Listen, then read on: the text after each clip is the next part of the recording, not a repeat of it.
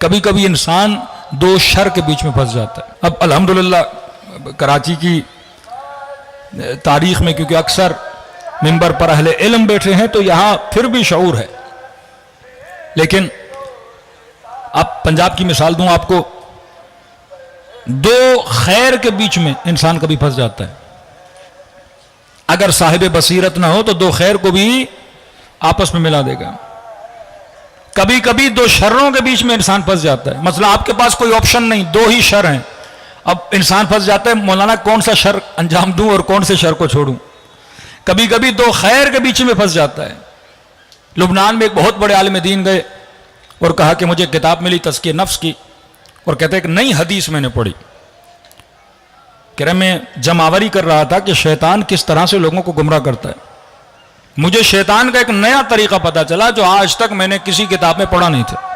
کہ کون سا طریقہ؟ کہ یہ تو سنا تھا یہ زنا کے ذریعے، شہوت کے ذریعے، لالچ کے ذریعے، حرص کے ذریعے، بغض کے ذریعے لوگوں کو گمراہ کرتا ہے، لیکن یہ طریقہ میرے ذہن میں کبھی نہیں آیا تھا. کون سا؟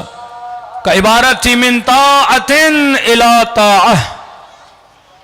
یہ لعین کبھی دو طاعتوں کے ذریعے مومنین کو گمراہ کرتا ہے، دو خیروں کے ذریعے سے مومنین کو گمراہ کرتا ہے.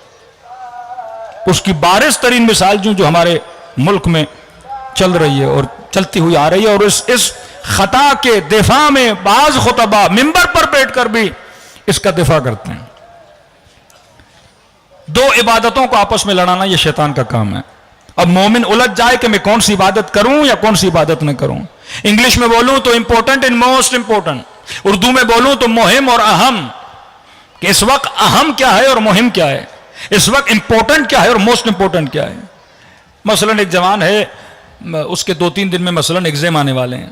4 دوست بولیں بھائی فلاں جگہ پہ جانا ہے، ضروری کام ہے، آپ آ جائیے. مثلا ڈرائیور نہیں ہے، مدد کے لیے جانا ہے. اب یہ الجھ جاتا ہے کہ میں پڑھائی کروں یا دوست کے ساتھ جاؤں. یہاں پہ یہ فیصلہ کرنا ہے کہ اہم کیا ہے اور مہم کیا ہے. صبح آپ کا ایگزام ہے اور رات کو پاکستان اور انڈیا کا میچ چل رہا ہے. اب یہاں پہ فیصلہ کرنا بھی، میچ بھی ضروری ہے دیکھنا ایک جوان کے لیے، اور ایگزام دینا بھی ضروری ہے. اب یہاں پہ اس نے سڈنلی فیصلہ کرنا ہوتا ہے کہ میں میچ دیکھوں یا میں پڑھائی کروں. اب عقل مند ہوگا تو کہے گا ایگزام میں نے سال میں ایک ہی بار دینا ہے. میچ کا مسئلہ یہ ہے کہ وہ ریکارڈ ہو جائے گا، کل یوٹیوب پہ پھر بھی دیکھ سکتا ہوں. لیکن جو سادہ ہوگا وہ پھنس جائے گا، کہے گا نہیں میں پہلے میچ دیکھوں گا بعد میں پڑھائی کروں گا. تو میچ تو وہیں کا وہیں رہے گا، جتنا تو پاکستان میں ویسے بھی نہیں ہے، لیکن اس کے جو ایگزام ہے وہ تو اس کے ہاتھ سے نکل جائیں گے. اہم اور مہم کا فیصلہ یہ انسان کو پتا ہونا چاہیے کہ واقعی اس وقت اہم کیا ہے اور مہم کیا ہے. من طاعت الی طاعہ، مجلس حسین سننا بھی عبادت، نماز پڑھنا بھی عبادت. اب انہوں نے مجلس کو نماز کے ساتھ لڑا لیا کہ مولانا مجلس امام حسین ہو رہی ہے اور نماز ظہر کا وقت ہوا اور اذان آ گئی، اب یہ بتائیے کہ ہم مجلس سنیں یا مسجد میں جا کے نماز پڑھیں. ذاکر صاحب نے کہا بھائی مجلس کیسے چھوڑ سکتے ہو، نماز بچائی کس نے؟ حسین نے. بنا الہ الا اللہ کون ہے؟ کہ حسین ہے. تو کہا پہلے مجلس سنو، یہ توہین مجلس ہے کہ آپ مجلس چھوڑ کے کہاں چلے جاؤ، نماز پہ چلے جاؤ.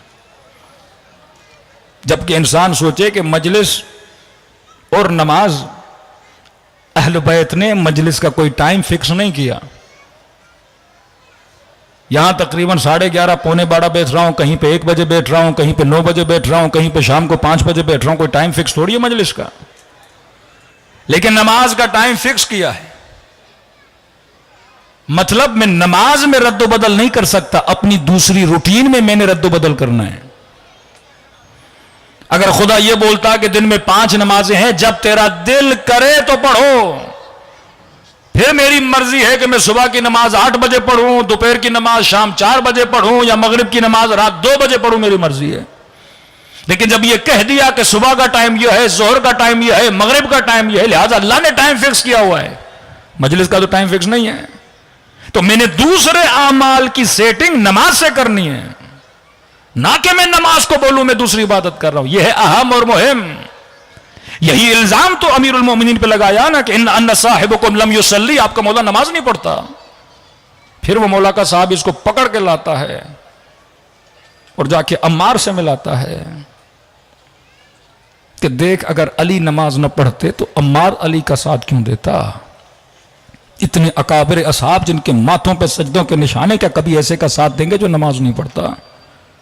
دو عبادتوں کو آپس میں لڑانا کا یہ شیطان کا کام ہے۔ یہاں مومن میں بصیرت ہونی چاہیے، اہم کیا ہے اور مہم کیا ہے۔ یہ مصائب کے جملے ہیں نا۔ زندان شام میں آدھی رات کا وقت ہوتا ہے، سیدہ نماز پڑھتی ہیں، بیٹھ کے نماز پڑھتی ہیں، مولا زین العابدین پوچھنے پپھی اماں کوئی تکلیف ہے؟ کہتی سجاد میرے لال زندان میں کھانا بہت کم آتا ہے، زینب کے بدن میں طاقت نہیں کہ کھڑے ہو کر نماز پڑھے، لیکن پھر بھی نماز شب بیٹھ کے پڑھ رہی۔ من طاعت نلاتا۔ پنجاب کی ایک مجلس سے غالباً شب 9 تھی، صبح عاشور، اذان علی اکبر رواج ہے وہاں پہ، اذان علی اکبر کے نام سے۔ مولانا آئیے مصائب پڑھیے، پڑھے ہم نے۔ اب اپنی عقلوں سے پوچھیے اذان کے بعد کیا ہونا چاہیے؟ نماز۔ وہاں اذان کے بعد ہوتی تھی زنجیر زنی۔ تو میں نے کسی جوان سے کہا، میں نے کہا آپ عزاداری کر رہے ہو، اللہ قبول کرے، لیکن یہ بتائیے اذان کے بعد آپ نے کی زنجیر زنی، نماز کب پڑھی؟ کہ مولانا خون نکلا، آپ گھر تب تک جائیں جب تک دھوئیں نجاست دور ہو۔ کہ نہیں، عاشورہ کی نماز ہماری قضا ہو جاتی ہے۔ من طاعت الی طاعہ، ایک عبادت سے تجھے گمراہ کرتا ہے دوسری عبادت کی طرف۔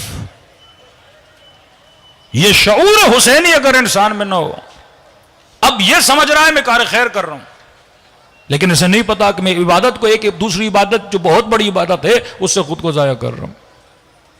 17 تیر کھائے جناب سعید نے نماز امام حسین کے لیے۔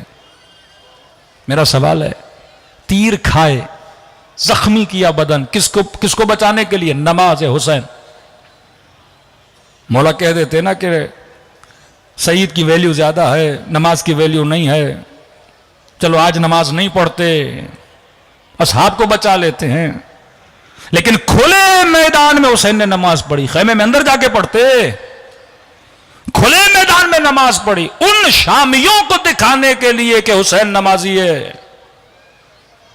کھلے میدان میں اصحاب پہلے حملے میں 40 صحابی شہید ہوئے ہیں، یہ بتانے کے لیے کہ تاکہ یہ لفظ تاریخ میں لکھے جائے کہ حسین نمازی تھا، کل کوئی نہ کہے کہ علی کے بیٹے نماز نہیں پڑھتے تھے۔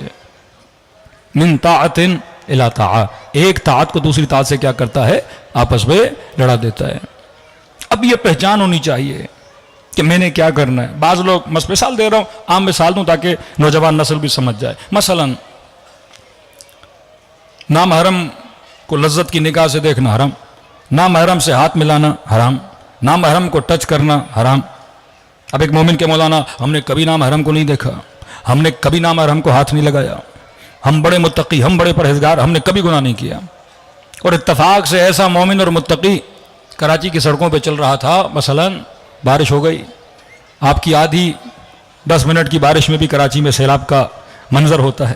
بارش ہوئی اور ماشاءاللہ گٹر بھی آپ کے ایسے جن کے دروازے ہی نہیں ہیں، اور بارش ہوئی اور یہ متقی مومن بارش میں چل رہا ہے، جس نے کبھی نامحرم کو دیکھا نہیں لذت کی نگاہ سے، جس نے کبھی نامحرم کو ٹچ نہیں کیا، اب اس نے دیکھا کوئی خاتون جا رہی ہے اور سیدھا بیچاری گٹر کے اندر۔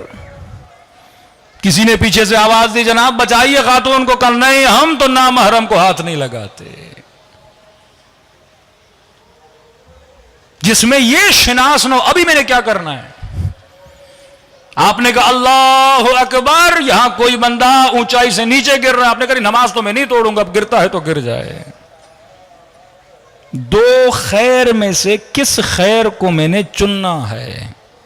یہ مومن عقل مند اہم اور مہم میں سے فیصلہ کرنا کہ میں قرآن کی تلاوت کر رہا ہوں، دروازے پہ دستک آئی کہ مثلا بھائی بلاؤ، میری گاڑی خراب ہے، میری ماں کو اٹیک ہوا ہے، آپ ہاسپٹل میں تو قرآن پڑھوں گا پھر آؤں گا۔ یہ فیصلہ کرنا کہ دو اہم میں اور مہم میں، دو خیر میں نے کس خیر کو چننا ہے۔